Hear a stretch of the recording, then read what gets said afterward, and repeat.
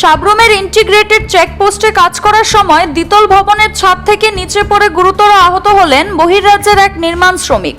আহত নির্মাণ শ্রমিকের নাম মোহাম্মদ কালিম। গুরুতর আহত নির্মাণ শ্রমিককে জিবি হাসপাতালে স্থানান্তরিত করা হয়েছে।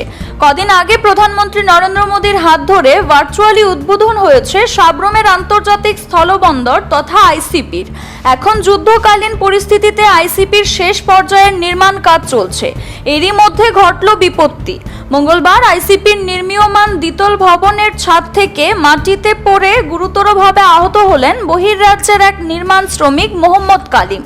কর্মরত অন্যান্য নির্মাণ শ্রমিকরা তাকে দ্রুত উদ্ধার করে সাবরুম মহকুমা হাসপাতালে নিয়ে যান।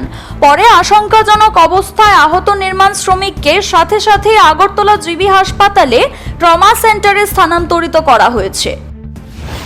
আমাদের এখানে পেশেন্টটাকে মোটামুটি ধরুন 10টা নাগাদ আনা হয় হসপিটালে।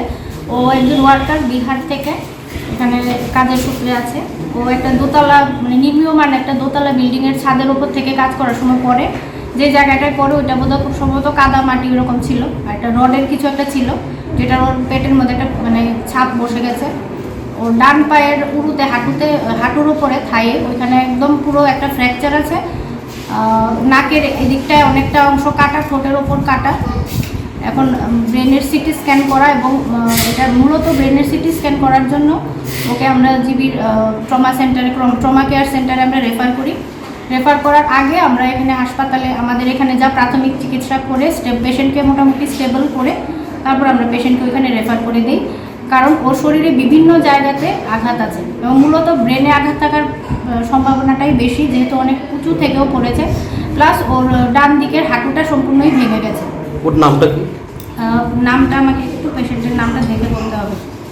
ওর নাম হচ্ছে মোহাম্মদ কালিম।